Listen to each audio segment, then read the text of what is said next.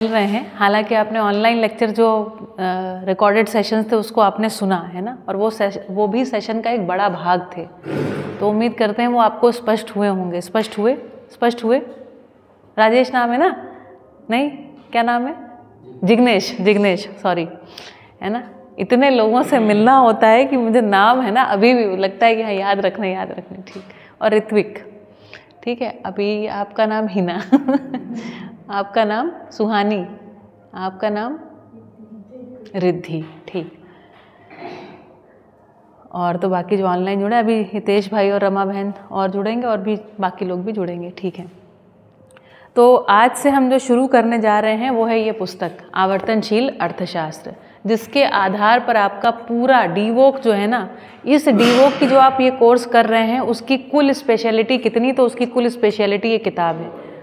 ये किताब जो है ये 2 हिस्सों में हमें सेमेस्टर 1 और सेमेस्टर 2 में पढ़ने को मिलेगी। आ जाओ भाई, फटाफट आ जाओ।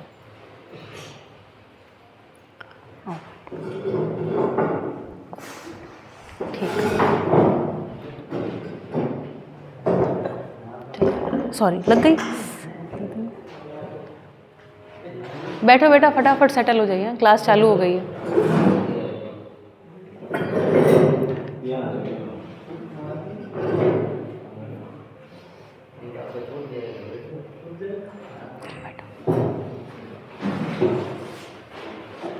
ठीक है, चलिए। तो बस 1 मिनट पहले ही बात शुरू करी मैंने। आज से हम ये पुस्तक शुरू करेंगे पढ़ना, है ना। जो भी बेसिक था, बेसिक समझाने में मुझे 1 साल लगेगा, लेकिन अपने पास 1 साल का समय नहीं है। जितना समझाना था समझा दिया। अब जितना भी बेसिक होगा बाकी इस किताब के साथ साथ मैं आपको समझाऊंगी। तो इस किताब के 2 हिस्से हैं, एक कुल मिला के इसमें 9 अध्याय हैं, है ना। तो 9 जो अध्याय हैं उसको हमने 4 अध्याय पहले सेमेस्टर में रखे हैं और 5 अध्याय जो हैं बाकी दूसरे सेमेस्टर में आपके रखे गए हैं। इसमें जो अध्याय 8 और 9 है उसकी थोड़ी सी बात, परिवार मूलक स्वराज्य व्यवस्था की थोड़ी सी बात आपको समझा दी है। थोड़ा कहीं ना कहीं लगभग पूरा सिलेबस ही मोटा मोटा आपको दिखा दिया है। अब इसको विधिवत अध्ययन करना शेष है, ठीक है। तो विधिवत अध्ययन करने के लिए हमको बाकायदा किताब पढ़नी है, और इसी किताब के आधार पर बाकायदा आपके जो सेमेस्टर के पेपर होते हैं, जो टेस्ट लिए हैं, टेस्ट के मार्क्स जोड़ूंगी मैं। जिन लोगों ने भी प्रॉपर टेस्ट दिया है, उनके अच्छे नंबर आए, वो सारे टेस्ट में नंबर जुड़ेंगे, ठीक है। और जिन्होंने टेस्ट नहीं दिया है ना, ऑनलाइन जुड़ते हैं, टेस्ट नहीं दिया है किसी भी कारण से, अगर आप टेस्ट देना चाहें तो जैसे आप अगर टेस्ट देना चाहेंगे ना पूरा कोर्स करने के बाद, तो आप टेस्ट दे दीजिए। वो मार्क्स आपके नहीं तो कट जाएंगे, मैं उसको कंसिडर करूँगी, ठीक है। भले ही वो किताब के आधार पर टेस्ट नहीं हुआ था, वो अध्ययन वो है इसी का हिस्सा, क्योंकि, ठीक है। तो एक लाइन को पढ़ना है, एक लाइन को समझाना है, ऐसा है। 4 ही अध्याय हैं, वो वैसे बहुत ज़्यादा नहीं है, लेकिन मैं आपको इतना बता सकती हूँ, ज़िंदगी में जितना सोचा है उससे अधिक कुछ आपको इसमें मिलेगा, ठीक है। विशेष रूप से जो लोग थोड़ा सा ज़िंदगी जिए हुए हैं, क्योंकि हमारे लेक्चर्स में ज़्यादातर लोग ऐसे उसको बाद में सुनते हैं जो कि ज़िंदगी जिए हुए लोग हैं। कुछ लोग, आप लोग अभी शुरुआत कर रहे हो, है ना, कुछ लोगों ने बहुत थोड़ी सी ज़िंदगी देखी है, तो कई बार निष्कर्ष बनाने बड़े कठिन लगते हैं। कई बार लगता है कि नहीं, निष्कर्ष बन गए। जिनके लिए निष्कर्ष बन गए हैं उनके लिए काफ़ी आसान हो जाएगा। क्या हो शेयर? हाँ, वो स्क्रीन लेकिन ओपन नहीं है ना अपना।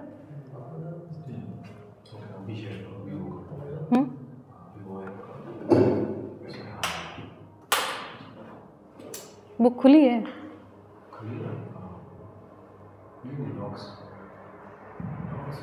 हाँ, डॉक्स में। अच्छा,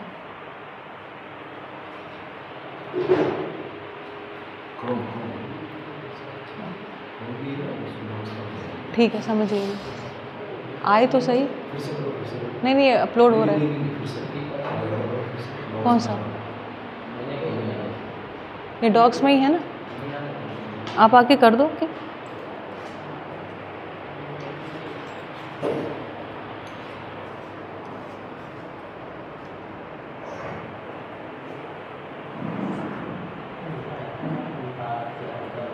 यही तो ओपन किया। हाँ,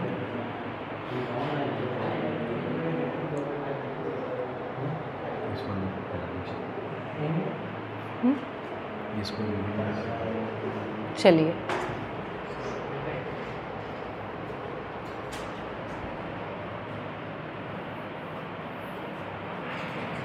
ठीक है, अपलोड हो रही है देखिए, इसमें कुछ लिख नहीं सकते। हो गया, ठीक है। I hope the class is running.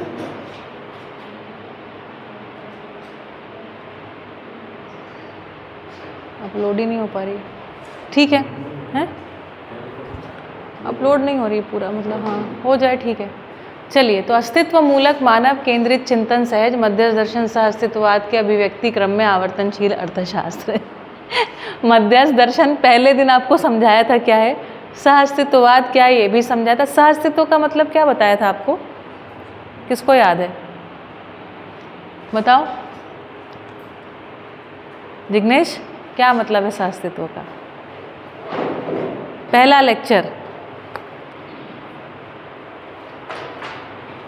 आप बताओ बेटा, सह अस्तित्व का मतलब सबसे पहले दिन बताया था। मध्यस्थ दर्शन, मध्यस्थ का क्या मतलब है, सह अस्तित्व का क्या मतलब है? सबके साथ में समझाया क्या था? सबके साथ में क्या? सह अस्तित्व मतलब संबंध, संबंध का मतलब उपयोगिता पूरकता। अस्तित्व में सभी वस्तुएं एक दूसरे के साथ उपयोगिता पूरकता पूर्वक हैं, ठीक है। तो उसी में कह रहे हैं आवर्तनशील अर्थशास्त्र। इस दुनिया में अभी तक हमने पैसे को, वस्तुओं को, व्यक्तियों को एक प्रकार से समझा है ना। समझते समझते हमने क्या कह दिया, पैसा ही सब कुछ है ना, पैसे का खेल, ऐसी बड़ी सारी बातें चल रही हैं। आदमी को हमने क्या बना दिया, ह्यूमन को रिसोर्स। आप जानते हैं HR सेंटर बोलते हैं ह्यूमन रिसोर्स। आदमी क्या है, एक रिसोर्स है। जैसे कि लोहा है, मिट्टी है, ये सब चीज़ों को रिसोर्स बोलते हैं ना, वैसे ही इंडियन गवर्नमेंट का एक ह्यूमन रिसोर्स विभाग भी है। आदमी एक स्रोत है, मजदूर है, किस चीज़ के लिए, लेबर के लिए। ये पूरा अर्थशास्त्र इस पर क्वेश्चन उठाता है, ठीक है। सोच के देखिए, जैसे कि मैंने कहा कि आपके लिए विचार करने के लिए पूरा प्रस्ताव है। दुनिया में रहते हुए आपने बहुत कुछ तो सोच लिया है, ये सारी वो बातें कर रहे हैं जो आपने नहीं सोचा है, ठीक है। न्याय के आधार पर चिंतन का अर्थशास्त्र है आवर्तनशील अर्थशास्त्र। ऑब्वियसली इसके जो लेखक हैं श्री ए नागराज जी हैं, जिनके बारे में हमने बात करी है। देखिए इसमें लिखा हुआ है, यह प्रकाशन सर्वशुभ के अर्थ में है, इसका कोई व्यापारिक उद्देश्य नहीं है। ये अद्भुत है अपने आप में, वरना हर एक किताब जो है होता है उसमें कोई ना कोई कॉपीराइट रहता है। इसका उपयोग एवं नकल निजी अध्ययन के लिए उपलब्ध है। आप इसका उपयोग करिए, इसका अध्ययन करिए, ये आपको फ्रीली अवेलेबल है। इसीलिए आपको डीवोक में सीधा मैंने PDF भेज दी है। इस पर राइटर ने कोई कॉपीराइट नहीं लगाया है। क्यों नहीं लगाया जानते हैं? क्योंकि उनका ऐसा कहना है कि ये जो ज्ञान है, ये ज्ञान किसी का कॉपीराइट नहीं है। ज्ञान जो है पूरी मानव जाति के लिए होता है। अगर हम ज्ञान को किसी सीमा में बांधते हैं, पैसों के साथ बांधते हैं, तो मामला गड़बड़ा जाता है। जिस जगह हम अटके हुए हैं अभी, इससे बाहर निकलना है अपने को। तो कह रहे हैं इसके अलावा किसी भी अर्थ में प्रयोग, नकल, मुद्रण आदि करने के लिए दिव्य पथ संस्थान अमरकंटक, जिला अनूपपुर, भारत से पूर्व में लिखित अनुमति लेना अनिवार्य है। उनको पैसे नहीं देना है। अगर आप कुछ यूज़ करना चाहते हैं, मान लीजिए आप कोई रिसर्च करना चाहते हैं, तो उनसे अनुमति ले लीजिए बस, इसके अलावा कुछ भी नहीं। यह अपेक्षित है कि इन अवधारणाओं को दूसरी जगह प्रयोग करते समय इस ग्रंथ का पूर्ण उद्धरण दिया जाएगा। ये एक्सपेक्टेड है। जब आप इससे संबंधित कोई भी बात करें, जैसे हमने आपको कोयला, पेट्रोलियम, ईंधन, दुनिया भर की बातें बताई ना, ये किस विचार के आधार पर बताई? सहअस्तित्ववाद के आधार पर बताई। इससे पहले जो कुछ आप समझे वो भौतिकवाद के आधार पर समझे हैं, ठीक है। तो भौतिकवाद भी दुनिया को देखने का एक नज़रिया है, आदर्शवाद द्वारा भी दुनिया को देखने का एक नज़रिया, और सहअस्तित्ववाद के द्वारा भी दुनिया को ही देखने का एक नज़रिया है। तो चूंकि नज़रिया बदल रहा है, इसलिए आपको ये बताना पड़ेगा कि यह बात आप किस आधार पर कर रहे हैं। कृपया दर्शन की पवित्रता बनाए रखें, ठीक है। चलिए, फिर इसको बहुत स्पष्ट लिखा हुआ, ये एक विकल्प है, ये एक चॉइस है। अगर आपकी मर्जी हो तो आप लीजिएगा, ना मर्जी हो ना लीजिएगा, चॉइस आपका है। तो विकल्प किस चीज़ का, आप थोड़ा विचार करिए, विचार का विकल्प है। कौन से दो प्रकार के विचार? भौतिकवादी। भौतिकवादी एक विचार है जो कहता है कि इस दुनिया में आए हो, सब कुछ भोग लो, मजे कर लो, बाकी और कर रखा ही क्या है दुनिया में, जिंदगी में, अपने कुछ पता नहीं है। ये भौतिकवादी विचार है। आदर्शवादी विचार कहता है संसार माया है, मोक्ष पाओ और निकलो इस संसार से, भव सागर से पार जाना है। तो यहाँ ये संसार क्या है? पूरा यहाँ पर पीड़ा ही पीड़ा है, इससे बाहर निकलो। तो एक मार्ग जो कहता है भोगो और एक दूसरा मार्ग कहता है यहाँ से भागो। बस दो मार्ग हैं। विकल्प इस बात का है कि इस धरती पर अच्छी तरह से जिया जा सकता है, निरंतर सुखपूर्वक जिया जा सकता है। भौतिकवाद और आदर्शवाद में त्रस्त मानव के सामने जब ऐसी कोई बात करता है तो वो कहता है ऐसा थोड़ी संभव है, ऐसा कहाँ हो सकता है, ऐसा तो सुख के पीछे दुख तो आता ही है, दुख के पीछे सुख तो आता ही है, अगर सुख ही सुख होगा तो जीने का क्या मजा है ना। लेकिन फिर ऐसे ही व्यक्ति से पूछो जिंदगी में जो जितने भी आप काम करते हैं, जितने भी, उन सभी कामों को करने के पीछे एकमात्र कारण है कि आप चाहते हो कि इसको करने से हमको मजा आएगा। मूलतः आप सब कुछ यही इसी आशय से कर रहे हैं कि इसको करने के बाद मैं सुखी हो जाऊंगा या शांत हो जाऊंगा या मुझ में संतोष आ जाएगा या समृद्धि को अनुभव करूंगा। किसी भी प्रकार का आनंद आप उसमें से खोज ही रहे हैं। ठीक है, तो मैं विकल्प को पढ़ती हूँ। अब देखिए कितना हम कर पाते हैं, कितना न्याय हो पाता है आपके साथ। इस पुस्तक को पढ़ने की एक अपनी एक योग्यता है ना। देखते हैं हम कितना 30-35 घंटों में आपको बता पाएँ। तो विकल्प लिखा हुआ है अस्थिरता अनिश्चयता मूलक भौतिक रासायनिक वस्तु केंद्रित विचार बनाम विज्ञान विधि से। आप इस किताब को अपने दम पे पढ़ नहीं पाएंगे, ठीक है, एक एक शब्द समझाना पड़ेगा। तो अस्थिरता अनिश्चयता मूलक, मूल में क्या है? अस्थिरता। एक कहता है कि पता नहीं जितने 4 दिन की जिंदगी है फिर अंधेरी रात, या 4 दिन की चांदनी है ना, इसको भोगो, ये अस्थिरता में है, ये भी अस्थिरता। दूसरा कह रहा है संसार क्या है? माया, भगवान ने बनाई है और उसके बाद न जाने कब भगवान मुट्ठी भींच लें और ये संसार एकदम से नष्ट हो जाएगा। फिर साइंस वाले लोग क्या बोल रहे हैं कि ये big bang theory, big bang के कारण ये धरती आई है और एक दिन अचानक ही ये समाप्त हो जाएगी। तो इस तरीके से अस्थिरता अनिश्चयता, ये क्या है? अस्तित्व कैसा है? अस्थिर है ना। और जिंदगी में सब कुछ क्या है? अनिश्चित, कुछ सब चीज़ें रैंडम घट रही हैं। अभी तक जितने भी प्रकार के विचार हमारे दिमाग में चल रहे हैं वो सब मूलतः भौतिक रासायनिक वस्तु केंद्रित विचार, वस्तु केंद्रित विचार। हम केवल अस्तित्व में वस्तुओं को देख करके और वस्तुओं को भोगने की कामना से विचार को किए हैं। वस्तुओं की सर्वसुलभता, सेवाओं की सर्वसुलभता, न्याय को पकड़ नहीं पाए हैं, ऐसा ये कह रहे हैं। ठीक है, बनाम विज्ञान विधि से मानव का अध्ययन नहीं हो पाया। मानव का क्या डिज़ाइन है ये हमको नहीं पता है। मैं आपको बताऊंगी कि मानव का क्या डिज़ाइन है, हमने थोड़ी बहुत बात करी भी है। तो मानव का अध्ययन नहीं हो पाया। मैंने कहा मानव संतान, प्रत्येक मानव संतान है न्याय का याचक, सही कार्य व्यवहार का इच्छुक और सत्यवक्ता होता है। ये बात अभी तक किसी ने नहीं बोली किसी ने। इसको बहुत धुंधले स्वरूप में जरूर बोलते हैं। जानते हैं कैसे बोलते हैं? बच्चे में भगवान का रूप होता है, फिर पता नहीं वो कब शैतान का रूप हो जाता है, वो पता नहीं चलता। ऐसा धुंधला बोलते हैं, लेकिन वो स्पष्ट नहीं बता पाते कि क्या हुआ। ठीक है, इसी प्रकार से जब हम धर्मों को देखते हैं तो वो क्या कहते हैं कि पाप करने के फलस्वरूप आप इस धरती पर आए हो और पापों को, कष्टों को भोगना आपका इस जन्म का काम है। पुण्य कमाओ और फिर कहीं स्वर्ग चले जाओ, ऐसा कुछ विचार चलता है। ठीक है, तो कह रहे हैं विज्ञान विधि से मानव का अध्ययन नहीं हो पाया। मानव को क्या समझा? हम लोग ब्रेन में फिजिको केमिकल जो हमारा रासायनिक क्रियाएं होती हैं उसके फलस्वरूप हमारा मूड बदलता है, हम जो भी क्रियाकलाप करते हैं वो करते हैं। और रहस्य मूलक आदर्शवादी चिंतन से भी मानव का अध्ययन नहीं हो पाया। दोनों प्रकार के वादों में मानव को जीव कहा है। ठीक है, अभी हमको क्या कहा गया? जीव। इस पर तो बात हुई ना अपनी। अभी तक जीव जानवर ही मान के बैठे हूँ, जो मानव को स्वीकार नहीं है। अब पहली बार यहाँ पर लिख रहे हैं विकल्प के रूप में अस्तित्व मूलक मानव केंद्रित चिंतन विधि से मध्यस्थ दर्शन सह अस्तित्ववाद में मानव को ज्ञानावस्था में होने का पहचान करा और कराया गया है। तो पहली बार एक ऐसा विचार आया जो कह रहा है कि हम सभी, पूरी मानव जाति का प्रत्येक मानव, किसी भी रंग, नस्ल, मत, पंथ, संप्रदाय, जाति, भाषा, क्षेत्र, लिंग का हो, वो सभी के सभी क्या हैं? ज्ञानावस्था के मानव। और ज्ञानावस्था की इकाई होने के फलस्वरूप हर मानव इस पूरे अस्तित्व को समझ सकता है, समझ करके ठीक से जी सकता है। ये विकल्प है ना, ये आपके पास चॉइस दिया जा रहा है कि आप देखिए, अगर आपको लगता है कि आप समझ सकते हैं, आप समझना चाहते हैं, तो आप इसका अध्ययन करिए। अगर इस विकल्प को स्वीकार करते हैं, मतलब अपने आप को ज्ञानावस्था की इकाई के रूप में स्वीकार करते हैं, तब तो इसका अध्ययन होगा। और अगर कहते नहीं जी हम तो जानवर हैं, तब फिर इस विकल्प का अध्ययन करने का कोई औचित्य बनता नहीं है। विकल्प जैसे कहते हैं ना, पहले आप वो कंज्यूमर अग्रीमेंट होता है ना, आई एग्री टू, आप देखते हैं कहीं साइन करना पड़ता है, फिर आप अगले पेज पे जाते हैं। तो ये विकल्प ऐसी बात है कि आप अगर ये स्वीकार करते हैं कि हम ज्ञानावस्था के मानव हैं, सुख समृद्धि पूर्वक, समाधान समृद्धि पूर्वक जी सकते हैं, जीना चाहते हैं, तब तो इसका अध्ययन है, अन्यथा इसके अध्ययन का कोई प्रयोजन सिद्ध नहीं होता।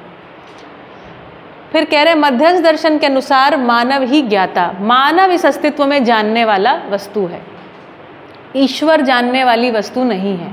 अभी हम लोग क्या कहते हैं जानते हैं, इस धरती पर जितनी बातों को मानव जान पाया, उन सारी बातों को जिनको मानव जान पाया है एक दूसरे को बताता है, और जिन बातों को मानव नहीं जानता है, तब जानते हैं क्या कहते हैं, भगवान जाने, ईश्वर जाने, राम जाने, इंग्लिश में बोलते हैं गॉड नोज, ऐसे बोलते हैं ना। तो जब हम बोलते हैं गॉड नोज, इसका मतलब हमको पता नहीं है।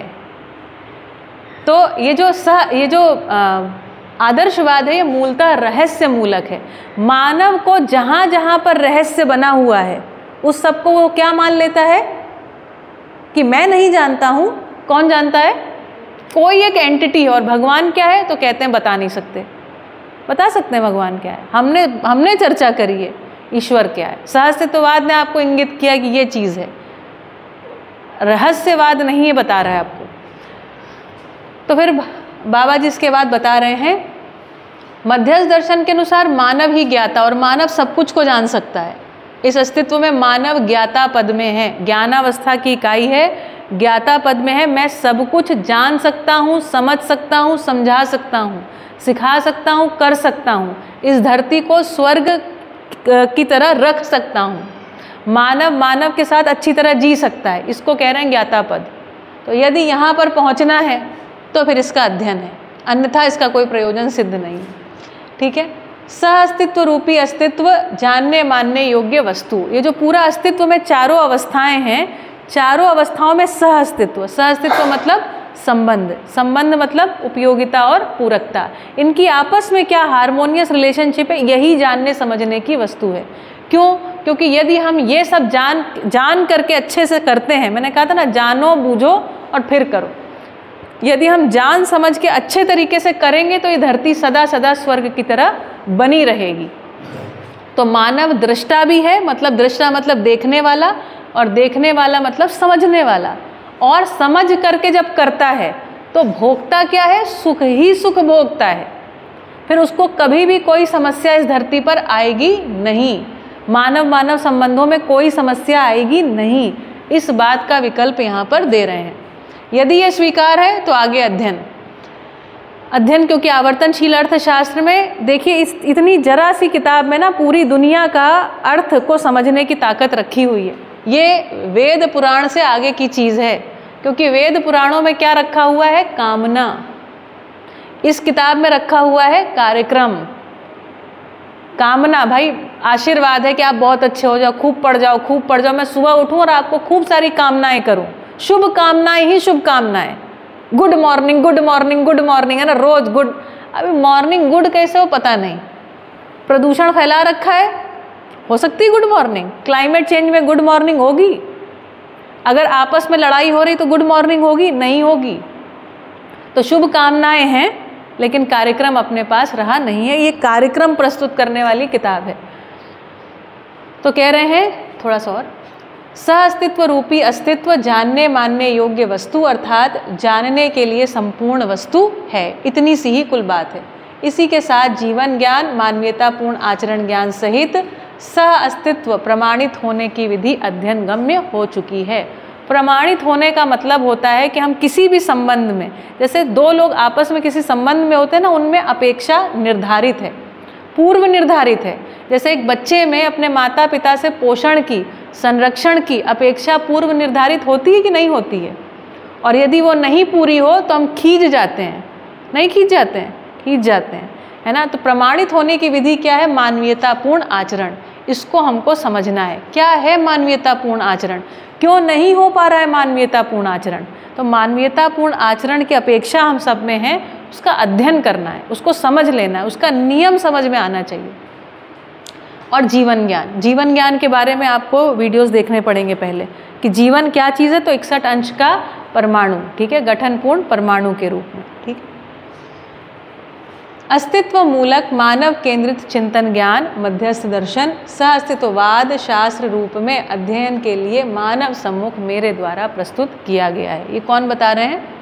श्री ए नागराज जी, ठीक है। तो कह रहे हैं कि भाई इसको हमने समझा है, जो जागृति के फलस्वरूप हमको समझ में आया उसको हम पूरी मानव जाति के सम्मुख फ्री में उपलब्ध करा रहे हैं, ठीक है।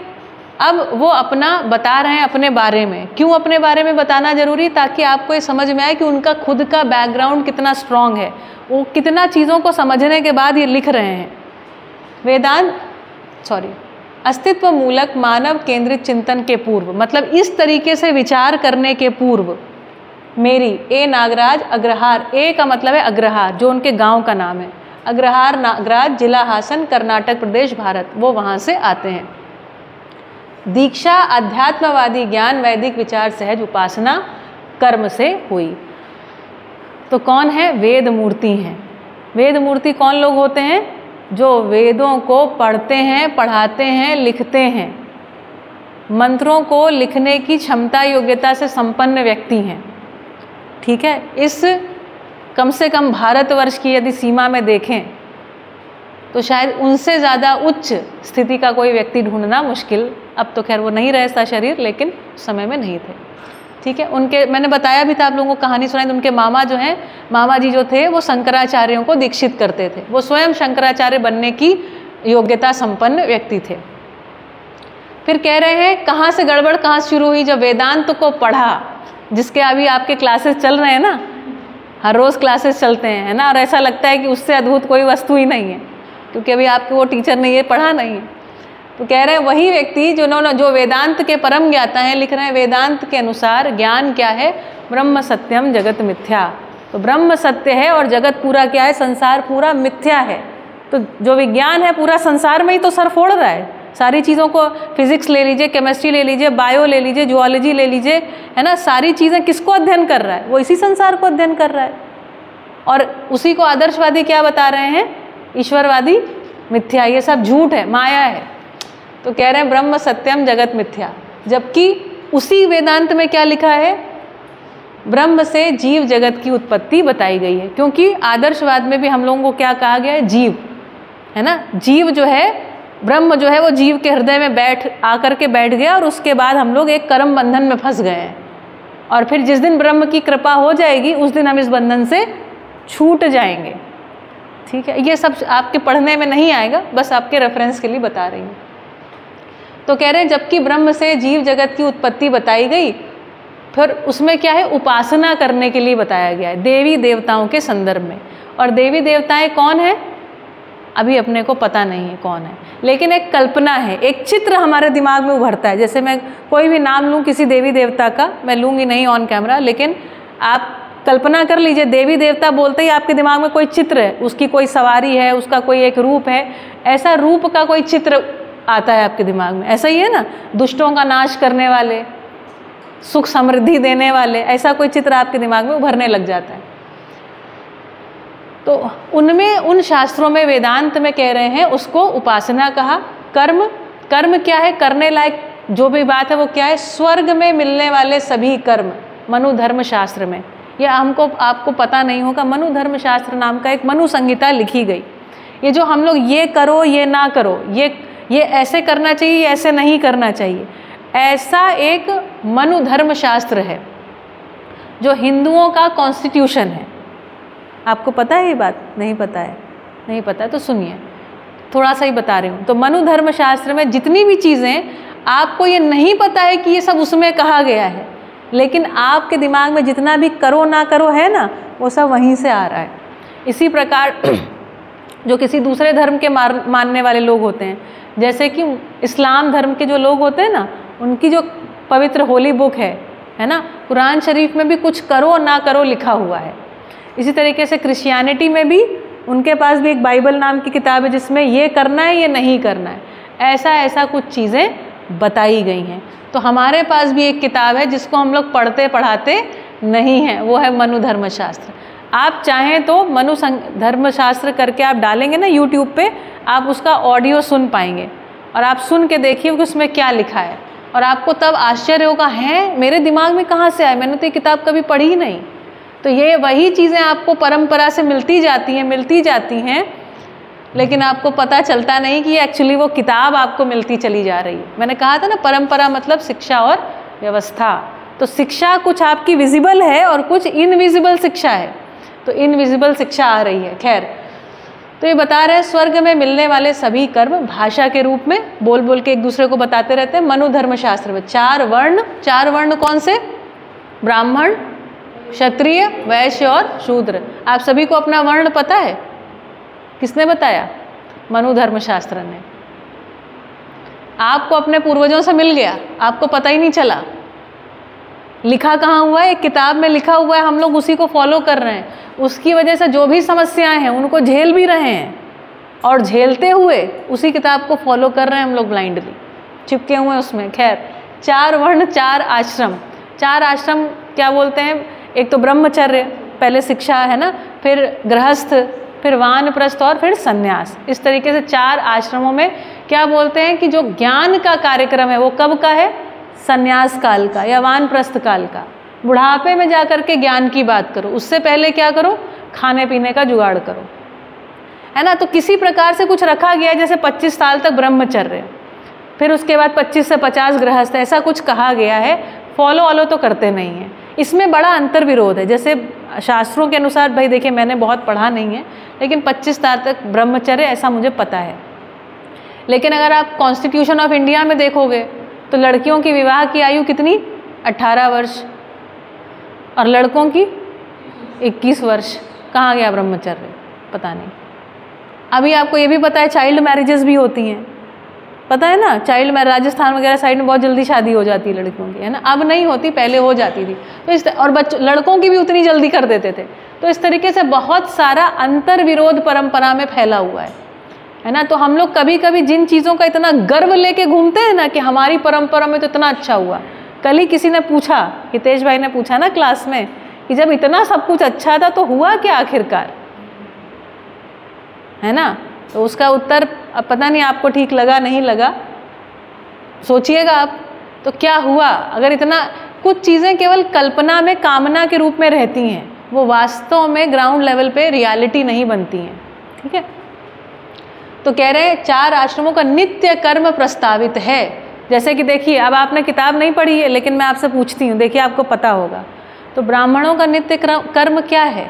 क्षत्रियों का क्या है? अस्त्र शस्त्र। ब्राह्मणों का पूजा पाठ। ये सब आपको किसी ने किताब नहीं पढ़ी, आपको पता है, लेकिन सब कुछ क्योंकि ये पूरी हवा में फैला हुआ है। हवा मतलब समझ रहे हैं, ये हम उसमें डूबे भी गिर रहे हैं, ठीक है। आसपास वो आपकी शिक्षा चल ही रही है। कर्म कांडों में, कर्म कांडों के रूप में आपको पता है बहुत सारे कर्म कांड होते हैं। जैसे बच्चा जब पैदा होता है ना, तो वहाँ से लेकर के मृत्यु तक, मृत्यु संस्कार आदि रहते हैं। तो कर्म कांड में क्या है? गर्भ संस्कार। बच्चा जब गर्भ में आता है तो श्रीमंत होता है ना, यहाँ पर जो श्रीमंत का 7वें महीने में प्रोग्राम होता है गर्भ संस्कार करने का, और वहाँ से लेकर के फिर है ना उसका यज्ञोपवीत संस्कार, फिर उसका कान छेदन का संस्कार, मुंडन जिसको बाबरी बोलते हैं ना, ये सब उतारना, ये सब करते करते इस तरीके से फिर विवाह का संस्कार, फिर मृत्यु संस्कार, अंत में 13वीं में खिलाते हैं ना खाना पीना खिला के, उसको क्या मान रहे हैं? कर्मकांड। तो कह रहे हैं गर्भ संस्कार से मृत्यु संस्कार तक 16 प्रकार के कर्मकांड मान्य हैं एवं उनके कार्यक्रम हैं। हम इन्हीं सब चीज़ों को क्या समझते हैं? धार्मिकता। इन सब के अध्ययन से मेरे मन में प्रश्न उभरा। अब सोचिए, एक व्यक्ति है जो इस सब का अध्ययन करने के बाद उनके मन में प्रश्न आ गया। क्या प्रश्न आया? सत्यम ज्ञानम अनंतम ब्रह्म से उत्पन्न जीव जगत मिथ्या कैसे है? अगर सत्य से, अगर नीम के पेड़ से नीम का बीज और नीम के बीज से नीम का पेड़, पुनः नीम के पेड़ से नीम का बीज, गाय से गाय का बच्चा, तो ये सत्य से मिथ्या कैसे पैदा हो गया? सत्यम ज्ञानम अनंतम ब्रह्म से उत्पन्न, यदि ज्ञान सत्य है, अनंत है, तो उसी से उत्पन्न जो जीव है वो मिथ्या झूठ कैसे हो गया, माया कैसे हो गया? अब यहाँ पर मामला अटक गया। जो उनके मामा जी या जो उनके गुरु थे वो इस बात का उत्तर नहीं दे पाए। अगर आप इसको और विस्तार से जानना चाहेंगे तो मतलब वो अंदर से भर गए कि हमारा खुद भी ध्यान नहीं गया और ऑलमोस्ट रोने लगे। ठीक है कि इस प्रश्न का क्या उत्तर हो। उस समय कह रहे हैं तत्कालीन वेदज्ञों एवं विद्वानों के साथ जिज्ञासा करने के क्रम में मुझे, इसको इन्होंने सभी उस समय जो वेद शास्त्री आदि थे सबसे इस प्रश्न को रखा। तो सारे लोग, अभी कई लोग क्या होता है ना, अहंकारवश, अरे ऐसे ये तो तुम तो कुछ जानते नहीं हो, तुम तो केवल वितंडावाद कर रहे हो, तुम तो केवल ऐसे ही बड़ी बड़ी बातें करना तो क्या है, तुम वेद को समझे ही नहीं हो, ऐसा सब कुछ बोले। लेकिन बाबा जी इसको एक लाइन में बहुत सम्मान पूर्वक लिख रहे हैं कि जब उनके साथ जिज्ञासा करने के क्रम में उनको इतना समझ में आ गया कि समाधि में अज्ञात होने का, अज्ञात के ज्ञात होने का आश्वासन हमको मिला। तो महर्षि रमण करके एक व्यक्ति हैं जिनके पास वो गए, उन्होंने कहा कि भैया आप तुम्हारे प्रश्नों का उत्तर हमारे पास तो, या ऐसा बोला नहीं, उन्होंने कहा कि जाओ तुम समाधि करो, साधना करो और तुमको अपने उत्तर मिलेंगे। तो कह रहे हैं ऐसा आश्वासन मिला। शास्त्रों के एक वीडियो है जिसमें बाबा जी से पूछा कि देखो ये प्रश्न का उत्तर, जिनके पास वो गए महर्षि रमण के पास, वो स्वयं समाधि संपन्न व्यक्ति थे। तो ऐसा कहते हैं कि हम उस समय ये पूछ सकते थे आपको तो समाधि हो गई है, अगर मुझे समाधि में मेरे प्रश्नों का उत्तर मिलेगा तो अगर चूंकि आपको समाधि हो गई तो क्या आपके पास मेरे प्रश्नों का उत्तर नहीं है? लॉजिक पकड़ में आया लॉजिक? लेकिन उन्होंने कहा मैंने ऐसा नहीं किया, क्योंकि कुछ तो जगह बचा के रखनी थी, हमको अपने प्रश्नों के उत्तर चाहिए थे। समाधि में अज्ञात के ज्ञात होने का आश्वासन मिला और फिर वो वहाँ से चले गए। शास्त्रों के समर्थन के आधार पर साधना, समाधि, संयम कार्य संपन्न करने की स्वीकृति हुई। कल आप लोगों ने पढ़ा था पतंजलि योग सूत्र, उसमें ये लिखा हुआ है साधना, समाधि, संयम कार्य संपन्न करने का स्वीकृति। उन्होंने सोच लिया, उन्होंने क्या सोचा है वो अपने मुंह से बोलते हैं कि हमने ये सोचा इस प्रश्न के उत्तर के लिए मैं अपनी एक शरीर यात्रा को समर्पित करता हूँ, और अमरकंटक के जंगल में आ गए। पहले वो 1-2 महीना तो जाके यही देखते रहे कि शेर हमको खाएगा कि नहीं खाएगा। ये क्रम इंटरेस्टिंग है, ये इसको ऑफ कैमरा कभी कहानी सुनाऊंगी, है ना, अभी तो इसको सुनिए फिलहाल। मैंने साधना, समाधि, संयम की स्थिति में संपूर्ण अस्तित्व, सहअस्तित्व होने रहने के रूप में अध्ययन, अनुभव, विधि से पूर्ण समझ को प्राप्त किया। वो अपने आप को टेस्टिफाई कर रहे हैं कि मैंने ये जो समाधि की, असल में क्या है, समाधि में उनके प्रश्नों का उत्तर नहीं मिला। अब उन्होंने क्या किया, अब क्या करें, है ना, तो समाधि हुई कि नहीं हुई यही डाउट हो गया। अब समाधि को जांचने के लिए पतंजलि योग सूत्र में एक विधि लिखी है संयम। लेकिन संयम क्रिया में कुछ सिद्धियां मिलती हैं, है ना, जैसे कि पानी के ऊपर चलने लग जाओगे, आपको कभी भूख ही नहीं लगेगी, प्यासी नहीं लगेगी, ये सब तरीके की सिद्धियां, वो उनको नहीं चाहिए थी। तो उन्होंने सोचा कि अगर इस क्रम को हम थोड़ा उल्टा करें, उसमें 3 ही चीज़ें थी, अब पहले ये करो, बाद में ये करो, बाद में ये करो, है ना, तो उसमें एक क्रम को उन्होंने उल्टा करके क्यूरियोसिटी से देखा। जब देखा तो उनको पूरा अस्तित्व सहअस्तित्व के रूप में स्पष्ट हो गया, उनके प्रश्नों के उत्तर मिल गए। तो कह रहे हैं इसके रूप में हमने देखा, जिसके फलस्वरूप मध्यस्थ दर्शन सहअस्तित्ववाद वांग्मय के रूप में विकल्प प्रकट हुआ। तो उसके बाद जब देख लिया तब कहते हैं कि ये हमको मिल गया। मिल गया तो क्या करें, मिल गया तो पूरी मानव जाति को समर्पित किया। आदर्शवादी शास्त्रों एवं रहस्य मूलक ईश्वर केंद्रित चिंतन ज्ञान तथा परंपरा के अनुसार ज्ञान अव्यक्त अनिर्वचनीय। ये बात थोड़ी बहुत आपने सुनी होगी कि ज्ञान कैसा है, गूंगे का गुड़ है। हालांकि आप बहुत छोटे हैं, इतना नहीं सुना होगा, लेकिन आप मेरे मुंह से ही सुन लीजिए, आगे कहीं ना कहीं सुन ही लेंगे। तो ज्ञान क्या है, अव्यक्त, बता नहीं सकते, गूंगे का गुड़ है कि जो खाया मीठा लग रहा है लेकिन बता नहीं सकते। तो यह आदर्शवाद के अनुसार है। सहअस्तित्ववाद के अनुसार ज्ञान पूरा पूरा प्रगट है, उसको बता सकते हैं, है ना। मध्यस्थ दर्शन के अनुसार ज्ञान व्यक्त है, वचनीय है, अध्ययन विधि से बोधगम्य है। अगर तुम ध्यान से सुनोगे और समझने के लिए सुनोगे तो तुमको क्या हो जाएगा, बोध हो जाएगा, बोध हो जाएगा। जिसकी जब क्या वहाँ पर क्या कह रहे हैं, बोध आदि करने के लिए तो जन्मों जन्मों तुमको शरीर यात्रा लेनी पड़ेगी। यहाँ पर क्या कह रहे हैं, केवल ध्यान से सुनना है। कह रहे हैं अस्तित्व में समाधि जैसी घटना जो है ना विरले किसी को होती है। क्यों? क्योंकि वो अस्तित्व सहज नहीं है। इस अस्तित्व में जो कुछ भी अस्तित्व सहज है वो सब एकदम चुटकियों में होने वाला कार्यक्रम है। तो क्या निकल के इसमें से आया, मध्यस्थ दर्शन के अनुसार ज्ञान व्यक्त है, वचनीय है, समझा हुआ व्यक्ति इसको वचन से बद्ध कर सकता है अध्ययन विधि से। और यदि आप ध्यान से सुनोगे, अध्ययन मतलब श्रवण मनन, श्रवण करोगे, सुनोगे, और मनन मतलब उस पर विचार करोगे, तो आपको ये बोधगम्य हो जाएगा, व्यवहार विधि से प्रमाण आ जाएगा। यदि इन नियमों को आप समझेंगे तो आप अपने व्यवहार में बढ़िया जी पाओगे और इसका प्रमाण होगा। प्रमाण मतलब एक खुशबू की तरह आपका व्यक्तित्व कैसा रहेगा, एकदम बढ़िया व्यक्तित्व है ना, और ये लोगों को छुएगा, आपका व्यक्तित्व लोगों को छुएगा। व्यवहार विधि से प्रमाण सर्व सुलभ होने के रूप में स्पष्ट हुआ। ऐसा हर व्यक्ति जी सकता है, हर व्यक्ति देवता बन सकता है, हर व्यक्ति बोधत्व को प्राप्त हो सकता है, ये कह रहा है सहअस्तित्ववाद। अस्थिरता अनिश्चयता मूलक भौतिकवाद के अनुसार, ये जो अभी का जो भौतिकवाद है उसके अनुसार वस्तु केंद्रित विचार में विज्ञान को ज्ञान माना। अभी तक हम केवल साइंस को क्या मान रहे हैं, नॉलेज। जो भी साइंटिफिक एक्सपेरिमेंट करके कोई निष्कर्ष निकाल लेते हैं उसको क्या मानते हैं, नॉलेज। और आपको पता है उसके बाद एक अगला साइंटिस्ट आता है, वो उसी को गलत प्रूफ कर देता है, उसी को गलत प्रूफ कर देता है, फिर कोई नई थियरी आ जाती है, फिर उस नए ज्ञान को नया मान लेते हैं। तो क्या एक बात बताओ, अगर नियम सही में पकड़ में आया था तो क्या वो बदलेगा? बदलेगा नहीं। अगर परसेप्शन से चीज़ें बदल रही हैं मतलब कि वो सही से पकड़ में आई नहीं है। खैर, जिसमें नियमों को मानव निर्मित करने की बात कही गई है। अगर आपको केमिस्ट्री, फिजिक्स आदि याद हो तो है ना, फैराडेज लॉ, इसका लॉ, उसका लॉ आपने पढ़े हैं थोड़े बहुत? नहीं पढ़े। न्यूटन का नियम तो पढ़ा होगा, न्यूटन का सिद्धांत। तो वो क्या न्यूटन ने बनाया है? वस्तु ऊपर से नीचे गिरती है, ये न्यूटन ने बनाया है क्या? नहीं बनाया है, ठीक है। वस्तु तो न्यूटन के पहले भी ऊपर से नीचे ही गिर रही थी, ठीक है। तो उसने क्या है, केवल पहचाना है। कह रहे हैं इसके विकल्प में सहअस्तित्व रूपी अस्तित्व मूलक मानव केंद्रित चिंतन ज्ञान के अनुसार अस्तित्व स्थिर है। ये पूरा अस्तित्व कैसा है, स्थिर है। इसमें कोई भी चीज़ यहाँ पर विलय नहीं होती, कुछ भी किसी चीज़ के अंदर समा नहीं जाता, कोई जादू नहीं है अस्तित्व में। समस्त चीज़ें रहस्य मुक्त हैं और जागृति निश्चित है। कैसे पता? इसका आसान है बहुत। जागृति निश्चित है इसीलिए आप क्यूरियस हैं।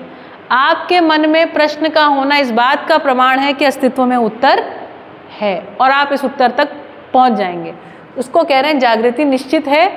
संपूर्ण नियम प्राकृतिक होना और रहना प्रतिपादित है।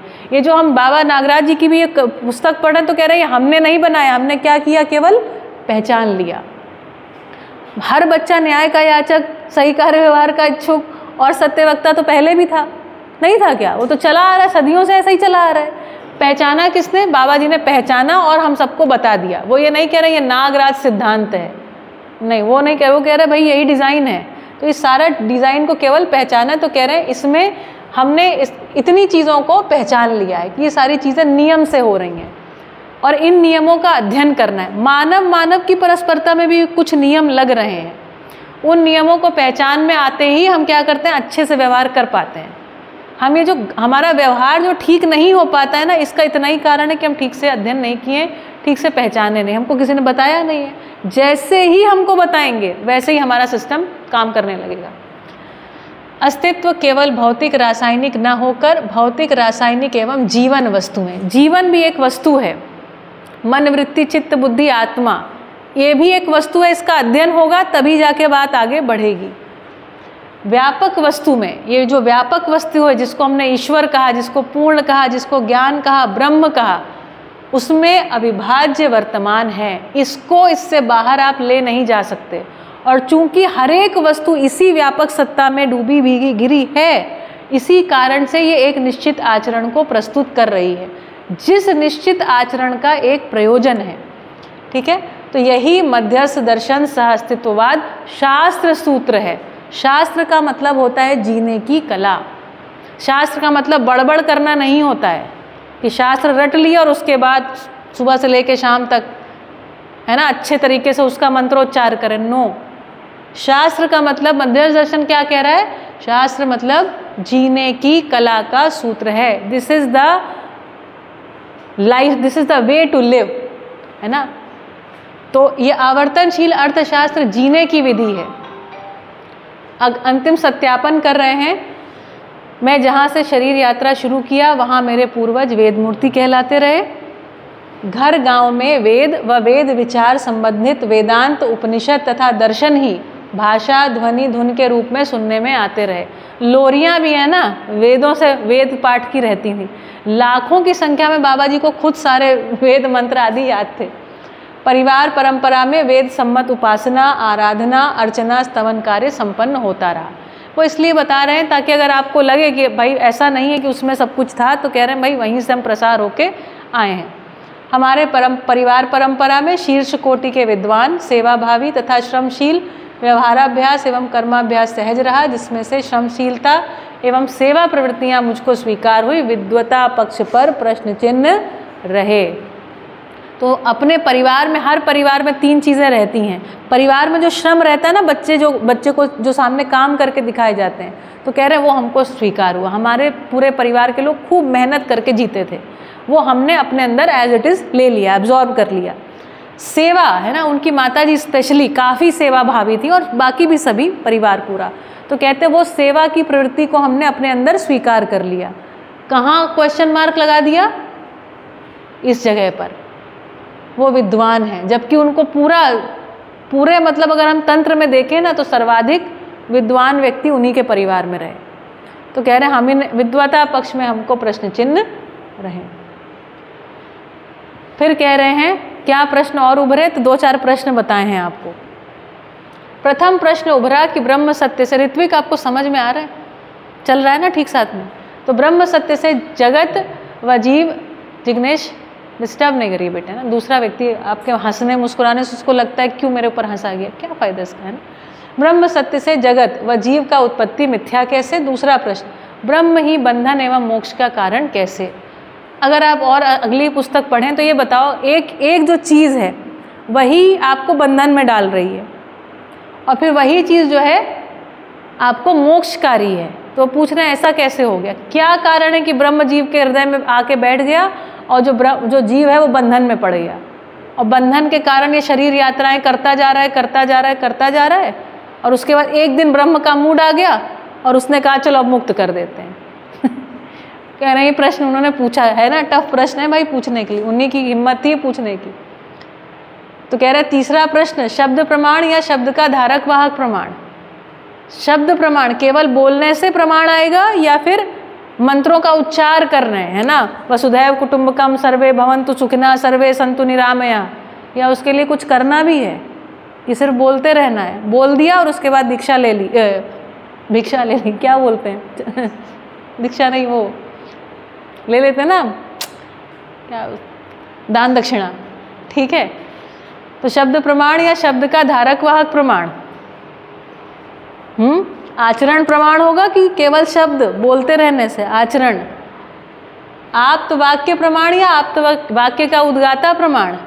केवल जो किसी ने कुछ समझा उस बात को हर एक व्यक्ति बस रिपीट कर रहा है, वही प्रमाण, या उसका जो उद्गाता है वो प्रमाण है, जिसने उसको समझा है, समझ करके बोल रहा है? कौन प्रमाण? समझ करके बोलने वाला। शास्त्र प्रमाण या प्रणेता प्रमाण? ठीक है, प्रणेता प्रमाण।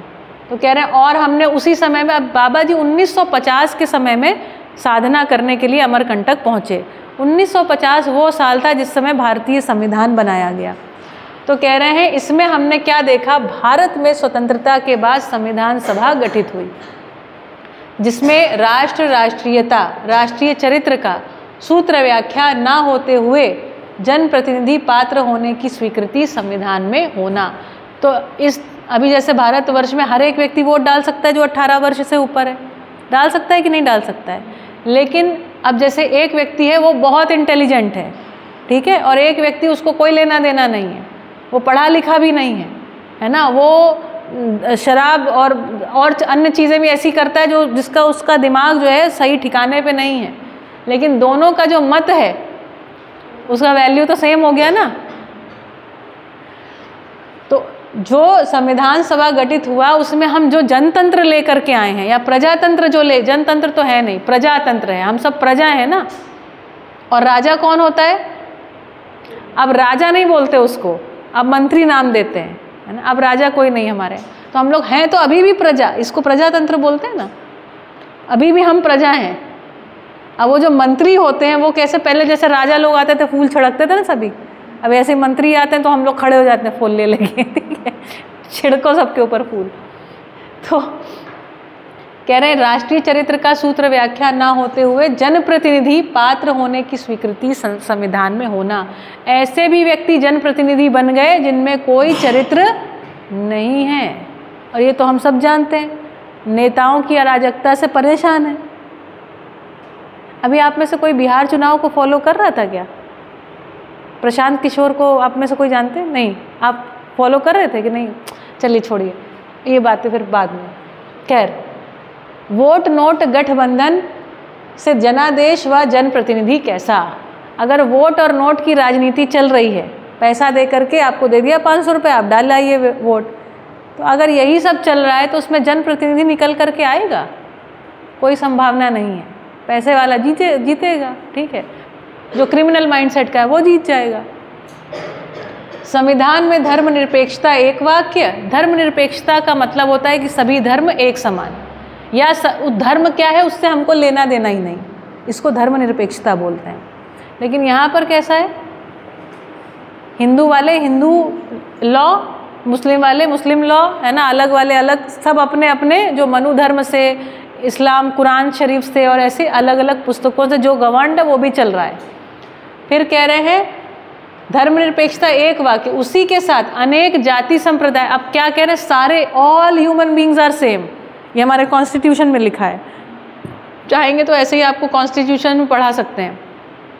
तो कह रहे हैं वहाँ पे एक वाक्य, और उसके बाद क्या कर दिया? सारे मानव एक। फिर कह रहे हैं जी आप कौन है? आप कह रहे हैं जी हम तो ब्राह्मण हैं, ये कह रहे हैं नहीं हम तो क्षत्रिय हैं, दूसरे कह रहे हैं हम तो वैश्य हैं, हम तो फलाने, हम तो ढिमाके। अगर ये करेंगे तो उसमें निरपेक्षता आई, समानता आई? बताइए, नहीं आई। तो कह रहे हैं ये सारे के सारे वो अंतर विरोधों को ऑब्जर्व कर रहे हैं और कह रहे हैं कि ऐसे कैसे चलेगा, इसमें तो सुखी हो ही नहीं सकता, एक आदमी ऊपर एक आदमी नीचे बना रहेगा। तो अनेक जाति संप्रदाय समुदायों का उल्लेख होना। समुदाय जिसको बोलते हैं ना, माइनॉरिटी मेजॉरिटी, ये समझते हैं आप लोग? माइनॉरिटी लोग होते हैं, जैसे जैन लोग हैं बहुत माइनॉरिटी में है ना। संविधान में समानता एक वाक्य, सब समान है, और उसी के साथ आरक्षण। इस जनजाति को आरक्षण दीजिए, आदिवासियों को आरक्षण दीजिए, उन्हीं का फिर शोषण कीजिए, ठीक है, ये सब चल रहा है। और संविधान में उसकी प्रक्रिया होना, जनतंत्र शासन में जनप्रतिनिधियों की निर्वाचन प्रक्रिया में वोट नोट का गठबंधन होना। ये कैसा जनतंत्र है? यहाँ तो शोषण वापस चल गया, जो बाबू होते हैं वो भैया लाओ थोड़ा मुद्रा, है ना, यहाँ पर तो करप्शन बना रहेगा। तो उसके अरे एक तरफ वेद के ऊपर प्रश्न कर रहे हैं, दूसरी तरफ क्या प्रश्न कर रहे हैं? ये प्रश्न कर रहे हैं व्यवस्था में गड़बड़ है। अब कह रहे हैं इन प्रश्नों के जंजाल से, अब एक आदमी के दिमाग में इतने अगर प्रश्न आ जाए, 30 साल के युवा हैं वो, 30 साल के प्रश्न उनके दिमाग में 21-22 साल की उम्र से घूम रहे हैं। अब 21-22 साल की उम्र से ये प्रश्न घूम रहा है, होते होते तैयारी बनते बनते वो 30 साल के हो गए, ठीक है। उनके माता पिता की बीच में मृत्यु हुई, वो सब कहानी है। कुल मिला के जब वो स्वयं 1920 में जन्म है उनका, 1950 को वो अमरकंटक पहुंच गए हैं अपनी पत्नी के साथ। तो कह रहे हैं इन प्रश्नों के जंजाल से मुक्ति पाने के लिए तत्कालीन वेद विद्वान, वेद मूर्तियों, सम्मानीय ऋषि महर्षियों के सुझाव से अज्ञात को ज्ञात करने के लिए समाधि एकमात्र रास्ता बताया, जिसको मैंने स्वीकार किया। ऑप्शन तो कोई था नहीं। साधना के लिए अनुकूल स्थान के रूप में अमरकंटक को स्वीकारा। अमरकंटक कहाँ है? मध्य प्रदेश, नर्मदा का उद्गम स्थान है। हाँ, वहाँ पर बहुत सारे ऋषि महर्षि सब साधना आदि करते रहते हैं। सन 1950, ये थोड़ा गड़बड़ है, 1950 से साधना कर्म आरंभ किया। साधना शुरू हुई, 1960 के दशक में साधना में प्रौढ़ता आया। 30 साल के युवा हैं, 10 साल लगा जब उनकी जो साधना चल रही थी उसमें प्रौढ़ता आई, मतलब जब वो अपने मन को स्थिर करते थे तो वो स्थिर होने लगा। 10 वर्ष की साधना हुई, ठीक है। 1970 में समाधि संपन्न हो गया। तो मतलब 10 साल लगे जब प्रौढ़ता आ गई, उसके बाद 10 साल और लगा समाधि को प्राप्त किया। समाधि स्थिति में मेरी आशा विचार इच्छाएं चुप रहीं। उसके बाद जब समाधि होती थी तो उनको कुछ भी क्या है ये पूरा संसार उनको भूल जाता था। ऐसी स्थिति में पूरी कल्पनाशीलता चुप हो जाती थी, एकदम शांति शांति हो जाती थी। लेकिन जब आँख खुलती थी तो उनको ये याद आता था मेरे प्रश्नों का तो उत्तर नहीं मिला। ठीक है, तो समाधि होने के बावजूद थैंक यू, तो सन 1970 में समाधि संपन्न होने की स्थिति स्वीकारने में आए। उनको ये लग गया कि हमको समाधि तो हो गई। समाधि स्थिति में ऐसा होना रहा। ऐसी स्थिति में अज्ञात को ज्ञात होने की घटना शून्य रही। अज्ञात क्या था? वही कि ब्रह्म से मिथ्या कैसे पैदा हुआ, ये कैसे पूरा ये जनतंत्र कैसा होगा, व्यवस्था कैसी होगी, ये सब कुछ नहीं समझ में आ रहा है। यह स्थिति सहज साधना हर दिन 12 से 18 घंटे तक होता है। इसमें एक हर जगह ना मिसिंग हो गया है। ये 12 है, यहाँ 1970 है, 12 से 18 घंटे तक होता रहा। तो हर रोज़ 18 घंटे की साधना, फिर 6 घंटा वो उठते थे। उठने के बाद जहाँ तक मेरा अनुमान है, जितना मैं जानती हूँ उनको, उनके परिवार को ये ऑन नहीं है, अच्छा, तो उस वहाँ पर है ना वो फिर नींद वगैरह नहीं करते थे। उसके बाद वो अपना खेती करते थे, उत्पादन करते थे, है ना। मेरे ख्याल से शायद नींद की आवश्यकता नहीं रहती होगी, क्योंकि समाधि एक ऐसी स्टेट होती है जो थकाती नहीं है मेरे ख्याल से, है ना। फिर लिख रहे हैं समाधि ध्यान धारणा क्रम में संयम नाम की एक प्रक्रिया के तहत उन्होंने अध्ययन किया। स्वयं स्फूर्त प्रणाली मैंने स्वीकारा। उनको अंदर से इंट्यूशन हुआ कि इसको उलट पलट करके देखो क्या होता है। 2 वर्ष बाद संयम होने से समाधि होने का प्रमाण स्वीकारा। मतलब 1970 के बाद 1972 में चूंकि संयम सफल हो गया तो उनको ये समझ में आ गया समाधि 100% हुई थी। अगर नहीं हुई होती तो मतलब समाधि नहीं हुई थी। समाधि से संयम संपन्न होने की क्रिया में भी 12 से 18 घंटे लगते रहे। फलस्वरूप संपूर्ण अस्तित्व सहअस्तित्व सहज रूप में होना रहना मुझे अनुभव हुआ, जिसका ये वाङ्मय लिखना चाह रहे हैं। वाङ्मय मध्यस्थ दर्शन सहअस्तित्ववाद शास्त्र के रूप में प्रस्तुत हुआ। तो 1970 के बाद ये जो 71, 72, तो 72 तक उन्होंने मोटा मोटा सब कुछ, मेरे अनुमान में आता है कि सब कुछ देख लिया, सारे प्रश्नों के उत्तर हुए। और 1972 के आगे भी 73, 74, 75 वो बार बार चीज़ों का अध्ययन करते रहे। कितनी देर? 18 घंटे गुणे 5 वर्ष, 18 घंटे प्रतिदिन गुणे 365 दिन गुणे 5, इतना समय उन्होंने इस पूरे अस्तित्व की एक एक चीज़ का अध्ययन किया। और अध्ययन करने के फलस्वरूप न जाने कितने रिकॉर्डेड वीडियोज़ आप सुन सकते हैं, बाकी तो उन्होंने इसमें लिख ही दिया। इतना निष्कर्ष आया कि अस्तित्व सहअस्तित्व है, ब्रह्म से मिथ्या पैदा नहीं हुआ है, ब्रह्म सत्यम जगत शाश्वत। उन्होंने कहा उसमें फंडामेंटल एरर है। ब्रह्म सत्य है और ये जगत शाश्वत है, इसीलिए अस्तित्व स्थिर है, कुछ भी कहीं जाता नहीं है। उसका रूप परिवर्तन हो गया, उसकी स्थान परिवर्तन हो गया, आदि आदि चीज़ें होती हैं। और वो ये कह रहे हैं ये सारी बात को मैं आपको समझा सकता हूँ, आपको बिना आँख बंद किए बोध करा सकता हूँ और आपको इस काबिल बना सकता हूँ कि आप भी किसी को बोध करा सकते हैं। और इसके लिए उनको, इसमें मैं अपना जोड़ रही हूँ, इसके लिए उन्होंने पुस्तकें लिखी और उन्होंने कहा इसको शिक्षा की वस्तु बनाओ, इसी धरती पर सभी मानव जागृत हो सकते हैं। तो इस तरीके से ये जो प्रोग्राम अपने आप में सबसे नवीन प्रोग्राम है, जहाँ मैं अभी गई थी बांदा सम्मेलन में, नवीन पहल के अंतर्गत आपके प्रोग्राम को शामिल किया गया, जो अपने लिए बड़े गौरव की बात है। देखिए हम कितना दूर चलते हैं इस चीज़ के लिए। लेकिन मैं आपको ये बता सकती हूँ, आने वाले 5 सालों में आपको समझ में आएगा कि आप कितनी बड़ी किसी चीज़ के पार्ट थे। इसका स्वरूप बड़ा छोटा सा है, एक किसी गांव में, किसी बिल्कुल कोने में, ऐसे ही टीन शेड में एक ये लेक्चर चल रहा है। लेकिन ये छोटी मोटी चीज़ नहीं है, यहाँ बोध करने वाली, बोध होने वाली वस्तु का पठन पाठन चल रहा है और ये शिक्षा विधि से चल रहा है। देखिए इसके अन्यथा तो ये बहुत चल रहा है। मैं सुबह में जन संवाद नाम के कार्यक्रम से करती हूँ और ऐसे बहुत कुछ प्रयास हैं, लेकिन बाकायदा एक डिप्लोमा कोर्स के तहत ये अपने आप में पहला अद्भुत प्रयास है। ठीक है, तो कह रहे हैं क्या क्या समझ में आया, छोटी थोड़ी सी बातें समझ में आई, उसको उन्होंने लिख दिया। सह अस्तित्व समझ में आया, व्यापक वस्तु में संपूर्ण जड़ और चैतन्य, जड़ के रूप में पूरी पदार्थ प्राण अवस्था को देख सकते हैं, चैतन्य के रूप में जीवन को, जीवन जो 61 अंश का गठन पूर्ण परमाणु है, मन वृत्ति चित्त बुद्धि आत्मा का अविभाज्य जो वस्तु है उसको कह रहे हैं जीवन, है ना। जड़ चैतन्य संपृक्त मतलब उसमें डूबा भीगा घिरा के रूप में, उसमें नियंत्रित है। ये नित्य वर्तमान होना समझ में आया। इस अस्तित्व के वो बाहर कहीं जाता नहीं है, वो कहीं विलय नहीं होता, कुछ भी खत्म नहीं होता, ये समझ में आ गया। सहअस्तित्व में ही परमाणु में विकास क्रम के रूप में भूखे एवं अजीर्ण परमाणु एवं परमाणु में ही विकास पूर्वक तृप्त परमाणुओं के रूप में जीवन होना रहना समझ में आया। ये मैंने आपको समझाया था। क्या ये जितने भी हमारे पास ये जो भौतिक रासायनिक क्रियाएं हैं, ये भौतिक रासायनिक क्रियाएं क्या करती हैं? बॉन्ड बनाती हैं, एटॉमिक बॉन्ड, कोवैलेंट बॉन्ड। पढ़े आपने? आणविक बंधन बना करके नहीं पढ़े? 9th-10th में नहीं पढ़े? तो परमाणु अंशों के लेन देन से ये सारी वस्तुएं क्रिएट होती हैं। नहीं पढ़े तो आप मुझसे बोलेंगे तो मैं पढ़ा दूंगी आपको थोड़ा सा, ठीक है, या कोई वीडियो शेयर कर दूंगी, आप उसको पढ़ सकते हैं। और जीवन एक ऐसा परमाणु है जिसमें गठन तृप्त हो गया है, गठन पूर्ण परमाणु जीवन, ठीक है। फिर सहअस्तित्व में ही गठन पूर्ण परमाणु चैतन्य इकाई जीवन रूप में होना समझ में आया। सहअस्तित्व में ही भूखे अजीर्ण परमाणु, भूखे का मतलब होता है जो अंशों को अपने में समाते हैं, और अजीर्ण का मतलब होता है जैसे पेट में अगर डायरिया हो जाए तो सब बाहर हो जाता है ना, तो अजीर्ण का मतलब होता है जैसे रेडियो एक्टिव एलिमेंट्स होते हैं ना, तो उसमें से परमाणु अंश बाहर निकलते रहते हैं। बात पकड़ में आई? नहीं पकड़ में आई? नया बहुत सारा सूचना भी है, उसको सुनते रहिए, धीरे धीरे आ जाएगा, ठीक है। जो बहुत आवश्यक सूचना होगी उसको मैं बहुत अच्छे से समझाऊंगी।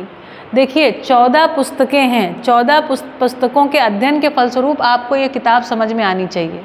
हमारा अटेम्प्ट कैसा है कि इस किताब को आपके सामने रख रहे हैं, है ना।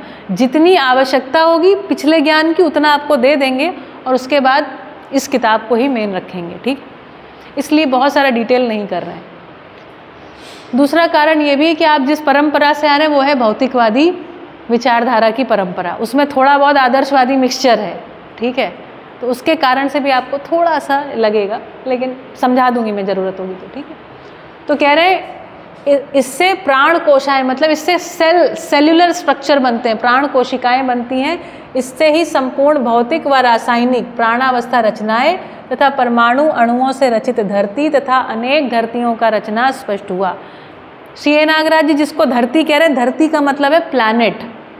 धरती का मतलब अर्थ नहीं है, धरती का मतलब जो धारण किए हुए तत्वों को, जहाँ तत्व धरे हुए हैं वो धरती। तो हर एक धरती है ना, जैसे चंद्रमा भी एक धरती हो गई, है ना, जुपिटर भी एक धरती है, हालांकि जुपिटर पूरा गैसियस प्लैनेट है, ठीक है। तो अनेक धरतियां इसी रूप में है, क्या है? पदार्थावस्था की इकाई है। अभी हम लोग सूर्य को क्या मान बैठे हैं? देवता। यहाँ पर क्या कह रहे हैं? सूर्य क्या है? पदार्थावस्था। पकड़ में आया? देवता कौन है? मनुष्य।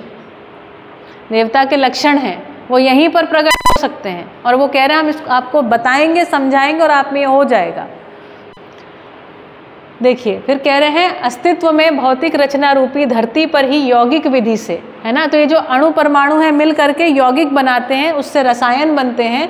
उस तंत्र प्रक्रिया सहित प्राण कोशाओं से रचित रचनाएं संपूर्ण वनस्पतियों के रूप में, ये जो सारी जीव जो अपने प्राणावस्था की रचनाएं हैं वनस्पतियों के रूप में, जंगल के रूप में, ये हमको दिखाई पड़ती हैं। इससे जब समृद्ध हो गया तो उसके बाद जीव शरीरों का रचित होना, और उसके बाद मानव शरीर रचना संपन्न होना। ये कठिन भाषा में इतनी बात कह रहे हैं, पहले पदार्थ अवस्था, फिर प्राण अवस्था, फिर जीव अवस्था, और फिर ज्ञान अवस्था, यही बात कह रहे हैं।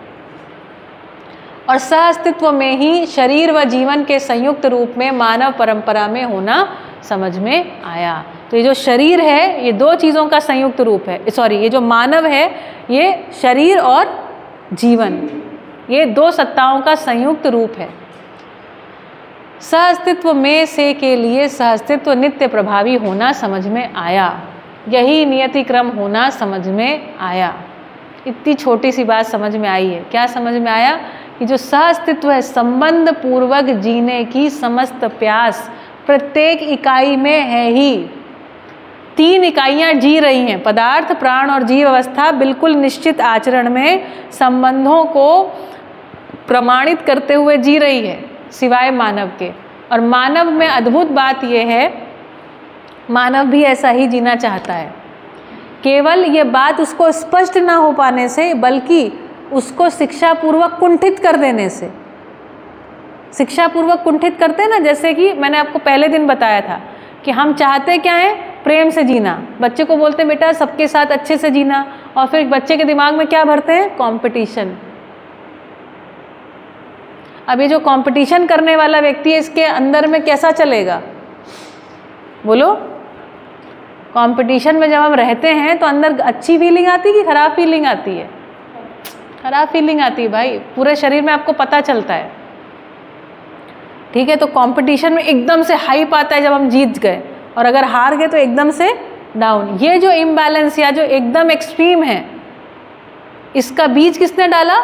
शिक्षा ने, परिवार ने, माता ने, पिता ने, भाई बंधु मित्र, बुआ फूफा सबने मिलकर के डाल दिया। और चाहते क्या है बच्चा हमारा? आशीर्वाद क्या दे रहे? सदा सुखी भव, सर्वे संतु निरामया, सदा निरोगी रहो। और आपको ये पता है कि यदि मानसिक रूप से स्ट्रेस आएगा तो शरीर में रोग आएगा, बिना आए नहीं चलेगा। तो अभी कुछ इसके लिए कह रहे हैं कि भाई ये मामला गड़बड़ है, यहाँ पर शिक्षा में कुछ परिवर्तन की आवश्यकता है। तो सह-अस्तित्व नित्य प्रभावी है, नित्य प्रभावी, इसको समझना है, यही पूरी किताब में समझेंगे। यह नियति क्रम होना समझ में आया। अस्तित्व में 4 अवस्थाएं, पदार्थ, प्राण, जीव, ज्ञान समझ में आया। और अस्तित्व में 4 पद, प्राण पद के रूप में जितने वन वनस्पति जीव जानवर आदि हैं, भ्रांति पद में मानव। हम लोग अभी भ्रांति पद में हैं। भ्रांति पद का मतलब आदमी कंफ्यूज्ड है, ये करें कि वो करें, ये बात सही है कि वो बात सही है। ये जो हमारे अंदर कांस्टेंट कंफ्यूजन है, जितना भी बार आप इरिटेट होते हैं ना, इरिटेट होते हैं, फ्रस्ट्रेट होते हैं, वो बेसिकली किसी ना किसी प्रकार का कंफ्यूजन आपके दिमाग में है। The moment you have clarity, जिस क्षण आपको स्पष्टता होती है, आप इस कंफ्यूजन, इरिटेशन, फ्रस्ट्रेशन से बहुत दूर चले जाते हैं। बहुत दूर क्या, वो रियलिटी है ही नहीं, कंफ्यूजन का ही मैनिफेस्टेशन है। जितने भी प्रकार के अमानवीय गुण दिखाई पड़ते, जिसको हम लोग बोलते हैं ना काम, क्रोध, लोभ, मोह, मद, मात्सर्य, ये अवगुण नहीं है, ये इस बात का प्रमाण है कि आपके दिमाग में कंफ्यूजन है। जैसे कि एक उदाहरण दूं आपको समझने के लिए, थोड़ा सा स्लो चलते हैं, पर यही है कि ये करेंगे विस्तार से तो ये रह जाएगा। चलो क्रोध थोड़ा समझते हैं। मध्यस्थ दर्शन क्या कहता है? आप जानते हैं क्रोध क्या होता है। अब आप सुनिए सूत्र, अपनी अक्षमता का प्रदर्शन ही क्रोध है। सोचिए, जब जब हम अपनी बात किसी को समझा नहीं पाते हैं तो क्रोध करते हैं, और क्रोध करके ऐसा एक रूप स्वरूप बनाते हैं, कभी आवाज़ ऊंची करते हैं, कभी चेहरा लाल करते हैं, कभी कुछ करते हैं, आदमी को नियंत्रित करने का प्रयास करते हैं। आदमी जो है वो ज्ञानावस्था की इकाई है, समझ से ही नियंत्रित है। जब जब छोटे बच्चों के साथ देख लीजिए, छोटे बच्चों को जब समझा नहीं पाते हैं तो फिर माता पिता, शिक्षक आदि क्रोध करके कुछ बताते हैं उसको। क्या करें? और उसमें उलझन जानते हैं क्या है? अभी हम लोग कहाँ हैं? अभी इसी व्यवस्था, इसी अव्यवस्था में, व्यवस्था नहीं अव्यवस्था में है। इसी अव्यवस्था में इस विधि से धीरे धीरे धीरे धीरे ड्रॉप बाय ड्रॉप आपको ये बात समझानी और हमको व्यवस्था में जाना है है ना? जैसे अभी हम लोग पढ़ा तो रहे हैं आपको ये कोर्स, लेकिन कोर्स किसके अंतर्गत पढ़ा रहे हैं? इसी यूनिवर्सिटी के अंतर्गत, जिसका स्ट्रक्चर क्या है? भौतिकवादी है। जैसे हम आपको बता रहे हैं कोयला, पेट्रोलियम आदि ये ईंधन की वस्तु नहीं है, लेकिन हमको ये करना कैसे है? इसी गाड़ी में आकर के, क्योंकि हमारे पास अभी विकल्प नहीं है। करेंगे क्या? क्यों कर रहे हैं? तो एक बहुत सुंदर सी बात बाबा जी ने बताई। मान लो हमें कीचड़ में धंस गए हैं, हम सब, पूरी मानव जाति है कीचड़ में धंसी हुई है, ठीक है, और हमको इस कीचड़ से निकलना, हमको दिख रहा है वो रहा वहाँ पर सूखा है, ठीक है। तो ये कैसे निकलना होगा? तो हाथ पकड़ के पहला कदम कीचड़ से कीचड़ में ही पड़ेगा।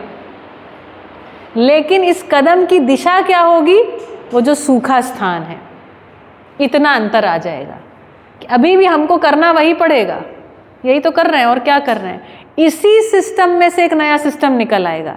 जैसे जब राजतंत्र रहा होगा, वहाँ से हम लोगों ने जनतंत्र लाया ना, प्रजातंत्र लेके आए कि नहीं लेके आए? वो कब जनतंत्र कब लेके आए? राजतंत्र में रहते हुए। अंग्रेजों को खदेड़ा कैसे? अंग्रेजों के शासन में रहते हुए, है ना। तो हमको इसी प्रकार से ये जितनी, जैसे अभी हमारे पास ईंधन का विकल्प होना चाहिए कि नहीं होना चाहिए, मेरे हिसाब से या दर्शन के हिसाब से ना इतना सारा दूरगमन नहीं होना चाहिए, इसकी आवश्यकता नहीं। कायदे से हमको यहीं पर रहना चाहिए, है ना। और वो कायदा हमारी आवश्यकता के हिसाब से वो हम कर भी लेंगे। इस समय हमारे घर की स्थिति ऐसी आप तो जानते हैं ना, तो हम कर नहीं सकते, नहीं तो हमें यहीं रहना चाहिए। अनावश्यक दूरगमन बिल्कुल भी नाजायज़ है मेरे हिसाब से, पूछिए तो। ठीक है, अभी स्थिति परिस्थिति है तो उसके साथ, क्योंकि आदमी को तो आप कहीं नहीं छोड़ देंगे ना। बात पकड़ में आई? तो देखिए, मैंने कहा क्रोध जो है अक्षमता का प्रदर्शन है। तो प्रदर्शन मतलब वो दिख जाती है। जब दिख जाती है ना, तो हमको अच्छी लगती है ना, देखने वाले को अच्छी लगती है, क्योंकि आदमी तो अच्छी चीज़ें देखना चाहता है। आदमी दृष्टा है। क्या दृष्टा है? किस चीज़ को देखना चाहता है? स्वास्तित्व को। और अक्षमता दिखती है तो अच्छा नहीं लगता। अब ये कार्यक्रम कह रहा है ये जो अक्षमताएं हैं, न्यायप्रदायी अक्षमता, इसको शिक्षा पूर्वक न्यायप्रदायी क्षमता में हम बदल सकते हैं। जैसे आप कोई छोटे बच्चों को आपने देखा होगा, आप में से वही सब आप लोग भी छोटे बच्चे हो सकते हैं। कभी कभी पेरेंट्स जवाब नहीं देना चाहते तो खींच जाते हैं, कहते तू मुंह बंद कर ले, है ना, चुप रहो ना थोड़ी देर, ऐसे ऐसे बोलने लग जाते हैं।